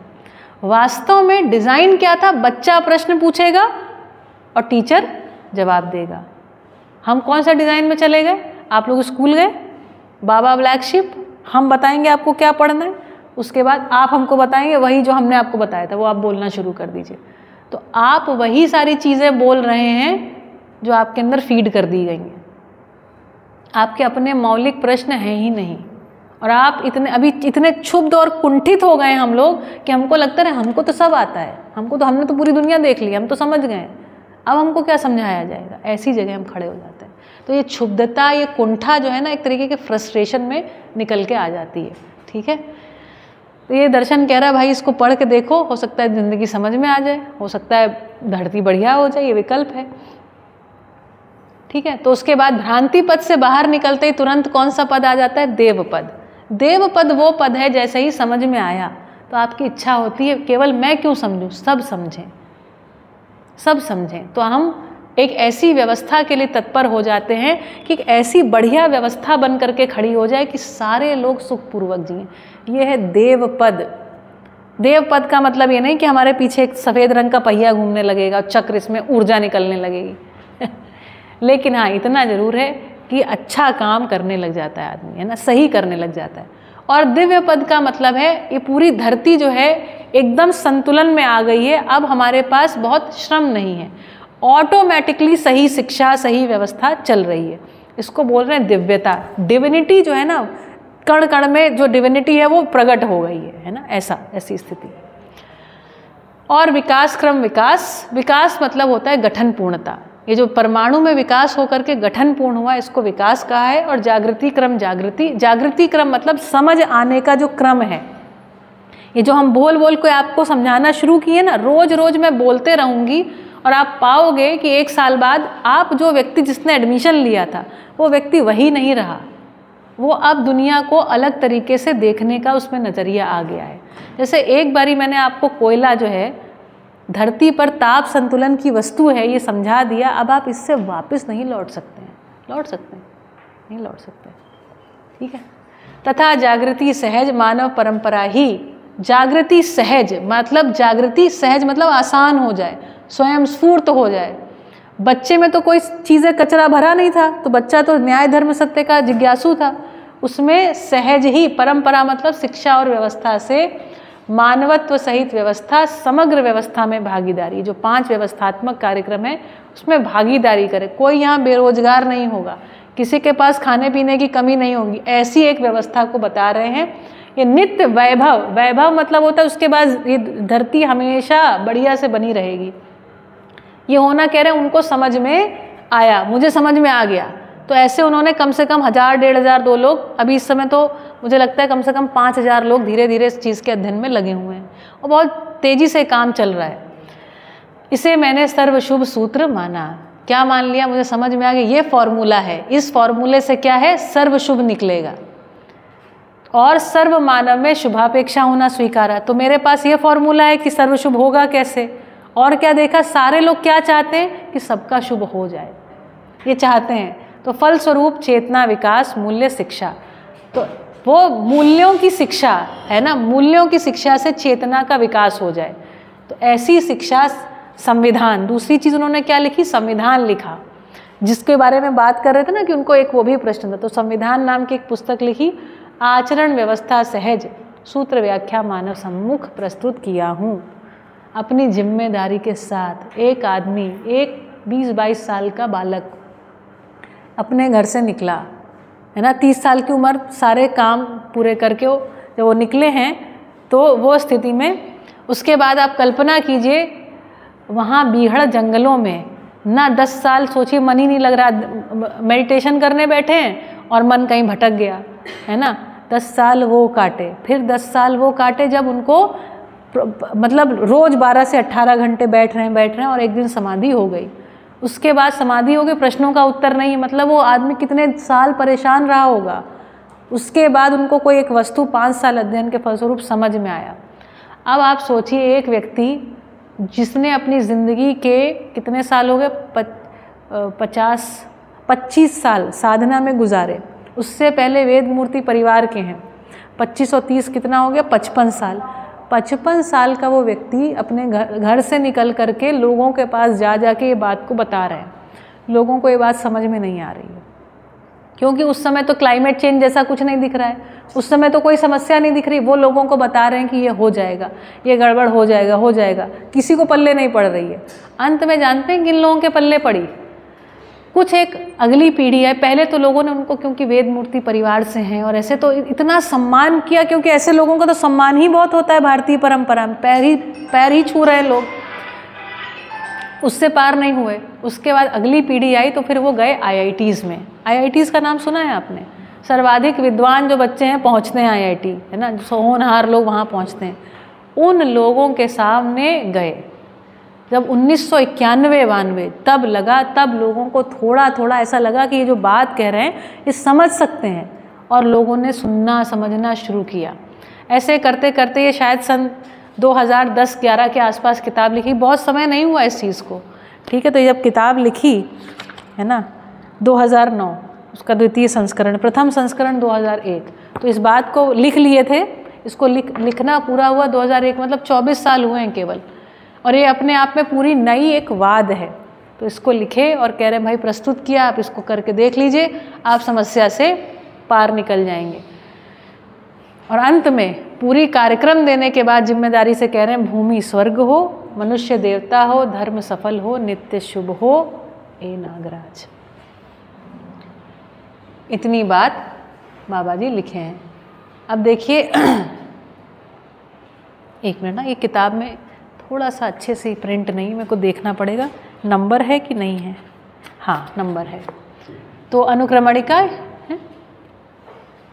तो अध्याय पहला है अर्थ को पहचानने की शुरुआत, क्रम से अर्थ की परिभाषा और मान्यता। हम लोग किसको अर्थ माने? अर्थ मतलब अभी तो हम लोग सीधा सीधा क्या मानते हैं? कैश को ही अर्थ मानते हैं ना। तो कह रहे हैं शुरुआत से आदमी जब इस धरती पर आया तब से लेकर के अभी तक किसको उसने अर्थ माना? अर्थ मतलब जिस चीज़ को भी धन माना है ना। आवर्तनशील अर्थशास्त्र दार्शनिक आधार, आवर्तनशील अर्थशास्त्र अवधारणा। और इसके बाद वास्तव में अस्तित्व सहज विधि से किसको अर्थ मानना चाहिए, ताकि हम लोग हमेशा के लिए इस धरती पर बने रहें और हमको कभी भी असमृद्धि महसूस ना हो। उसके बाद इस अवधारणा को चैप्टर नंबर 2, आवर्तनशीलता, अनिवार्यता और उसका स्वरूप, उत्पादन और मूल्य। इसके बाद किस प्रकार से उत्पादन हो, इसके लिए आपको जो प्रैक्टिकल वगैरह वाला भाग भी रहेगा, ठीक है, ये भाग रहेगा। उसके बाद अध्याय 4 है, यार ये तो अनिवार्यता और उसका स्वरूप। ये भाई इसमें यहाँ पर है ना, ये चैप्टर नंबर 3 है। ये चैप्टर नंबर 4 है बस, ठीक है। उत्पादन और मूल्य तो चैप्टर नंबर 5 है। परिवार मूलक ग्राम स्वराज्य व्यवस्था का स्वरूप, इतना हम आपको पढ़ाएंगे, ठीक है।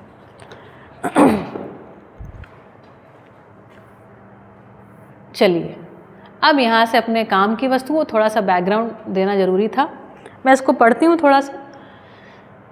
अर्थ को पहचानने की शुरुआत क्रम से, है ना, कैसे क्रमिक रूप से स्टेप बाय स्टेप आदमी कैसे चला है ना, वो कैसे अस्तित्व में अध्ययन किए हैं, अस्तित्व में उन्होंने देखा कि आदमी कैसे चला और आज कहाँ पहुँच गया है और आज कहाँ उलझा हुआ है ना।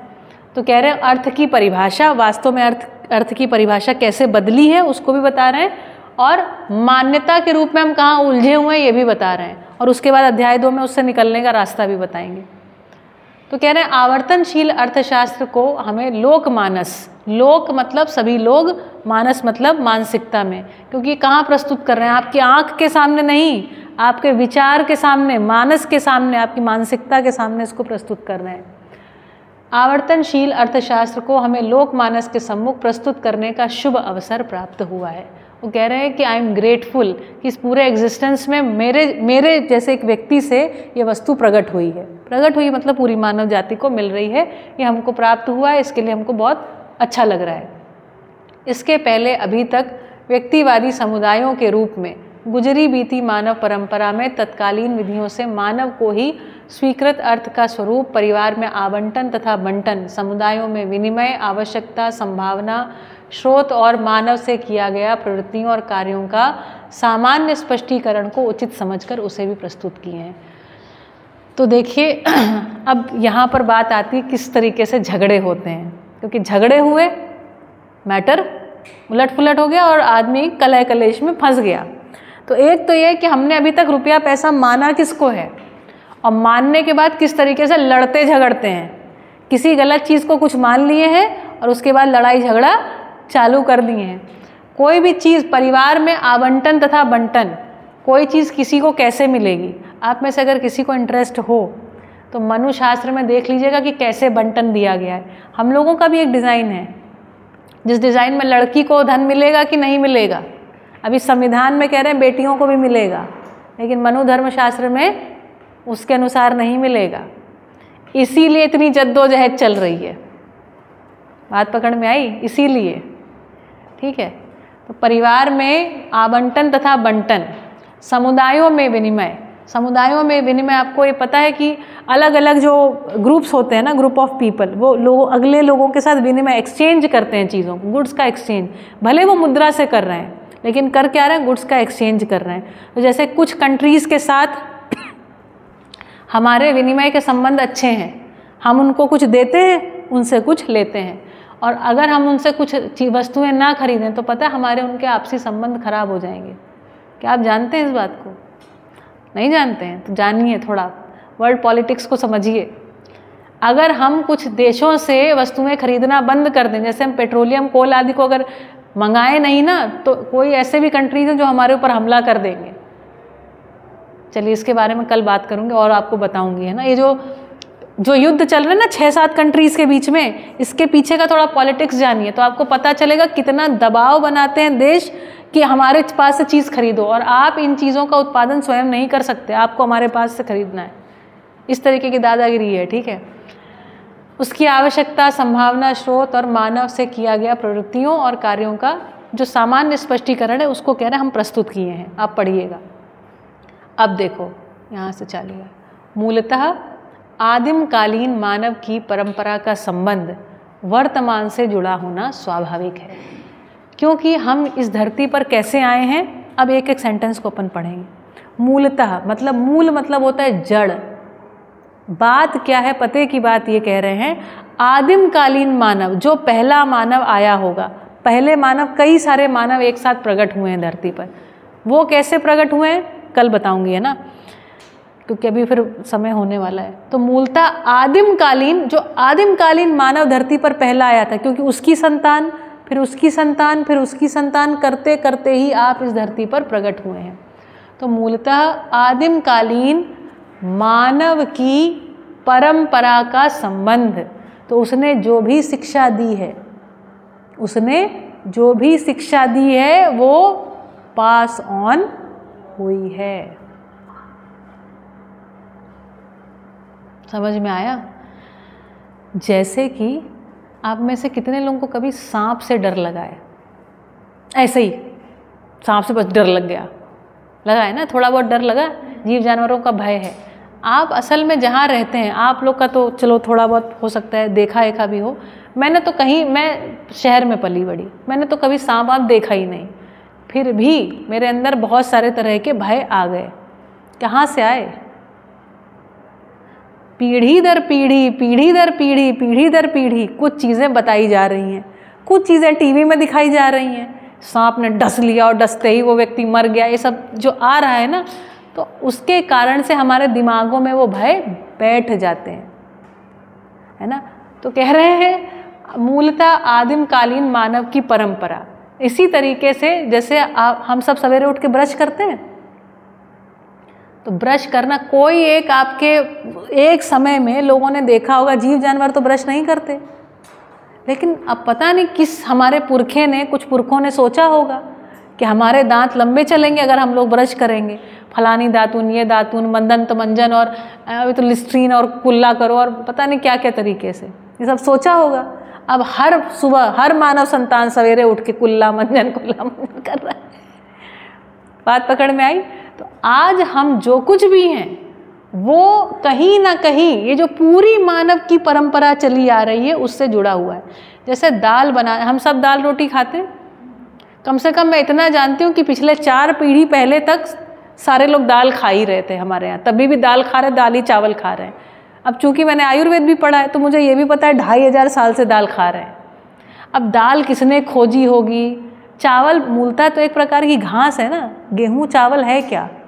देखा है ना उगते हुए गेहूं चावल, घास जैसा उगता है, घास के बीज हैं, घास के बीज हैं गेहूं और चावल, हम लोग घास के बीज खा रहे हैं, ठीक है। तो किसने ढूंढा होगा कि अपन घास के बीज निकालो, फिर उसके बाद उसको कूटो, धान बनाओ, है ना, फिर किसी ने सोचा होगा उसको पीसो, कूटो पीसो, है ना, पीस के आटा बनाओ, आटा गूंदो, गूंद के रोटी बनाओ, फिर सोचा होगा पराठा बना लेते हैं, फिर पूड़ी बना लेते हैं, फिर मठरी बना लेते हैं, और फिर किसी ने सोच लिया अगर ये सुखड़ी बना लेते हैं, किसी ने कहा केक बना देते हैं, मैदा बना लेंगे ना। ऐसा सोचते सोचते आदमी ने कहीं ऐसे नहीं बनाएंगे, पास्ता बनाएंगे, पास्ता बना के फिर सब्जी डालेंगे, फिर खाएंगे। तो उसने गेहूं के ऊपर इतना रिसर्च करते करते करते करते, और ये सोचो ये गेहूं के रूप में वस्तु, पास्ता इटली वालों के पास, फ्रांस वालों के पास केक, हमारे पास अपनी सुखड़ी, किसी के पास अपना हलवा, किसी के पास अपनी कोई वस्तु, पंजीरी, ऐसे कितनी सारी चीज़ें हैं गेहूं के ऊपर। केवल गेहूं, शक्कर और घी, घी का दूसरा रूप बटर हो गया, बटर, शुगर और फ्लावर, इसी से तो केक बनता है। तो इतनी सी चीज़ से आदमी कितनी चीज़ें बना लिया है, ठीक है। इसी तरीके से चावल का भी है ना। तो आप सोचिए, तो कह रहे मूलतः आदिम कालीन मानव की परंपरा का संबंध वर्तमान से जुड़ा होना स्वाभाविक है। आप ये सोचो, आप अपने आप में कुछ हो, कुछ नहीं हो। ये जो कपड़े हम सब पहन के बैठे हैं, इसको लोगों ने सोचा, पत्ते पहनने से लेकर के कितनी लंबी यात्रा है भाई। फैशन शो होते हैं, फैशन शो में तो खैर अब तो एकदम ऊट पटांग कपड़े दिखाते हैं, ऐसे ऐसे कपड़े दिखाते हैं जो आदमी पहन के अगर चले तो सारे लोग हंसे, है ना। लेकिन एक सामान्य रूप से इसके ऊपर, कपड़े के ऊपर कितना शोध हुआ होगा। कौन वो व्यक्ति होगा जिसने कहा होगा कि भैया ये फूल जो कॉटन कपास का जो फूल है उसको देख के वो सोच रहा होगा, अरे इस रुई से तो अपन रूत को सूत काट सकते हैं, फिर वीव कर सकते हैं। किसी ने कहा रंगाई छपाई कर सकते हैं, करते करते अपने कपड़े बन गए। किसी ने स्टिच, ऐसा डिज़ाइन बनाओ, वैसा डिज़ाइन बनाओ, इधर सितारे लगाओ, उधर मिरर्स लगाओ, क्या क्या सोच लिया आदमी ने। तो हम ये सब जो कुछ भी पहने बैठे हैं ना, जो कुछ भी कर रहे हैं, वो सब कुछ आदिम कालीन मानव की परंपरा से जुड़ा हुआ है। दूसरी भाषा से नियति सहज है। नियति सहज का मतलब अस्तित्व में यही डिज़ाइन है। क्या डिज़ाइन है कि हर पीढ़ी अपनी पिछली पीढ़ी से जो भी चीज़ें हैं उसको कैरी फॉरवर्ड करती है। बस 2 मिनट और है बेटा। स्वाभाविक का तात्पर्य हर काल देश में मानव अपनी अपनी सीमा में ही स्व को स्वीकार करता हुआ इस धरती पर जिया हुआ है। इसका प्रमाण क्रमागत रूप में पाई जाने वाली पीढ़ी से पीढ़ी ही है। इतना ही बस बात करेंगे। एक छोटी सी बात, अगर आपसे पूछें तो आप अपने आप का, जैसे आपको पूछें कि आप में से आपका सिटीजनशिप क्या है आपका सिटीजनशिप, कहाँ की नागरिकता है आपकी? भारत की। हम सब भारतीय हैं, है ना। जब आप पैदा हुए थे तब तो आपको नहीं पता था, लेकिन अब आपको पता है। आप सभी को अपना वर्ण पता है, धर्म पता है, लिंग पता है, क्षेत्र पता है, किसकी जय जय बोलनी ये पता है, ये सब पता है। धीरे धीरे धीरे धीरे हमने अपनी आइडेंटिटी को किसी चीज़ के साथ बांध के रखा है। हम एक किसी कहानी के तहत अपने आप को कुछ मान लिए हैं। अब वो हम हैं कि नहीं उसमें जकड़े हुए हैं, उससे परेशान हैं, पीड़ित हैं। वो जिसको पीड़ा करता है वो, उसमें एक ये भी ट्रेनिंग है कि अपना पीड़ा किसी को बताना नहीं चाहिए। ठीक है, चलिए इस पर एक एक लाइन पर बात करेंगे। आज के सत्र को यहाँ पर रोकते हैं। सभी को नमस्ते।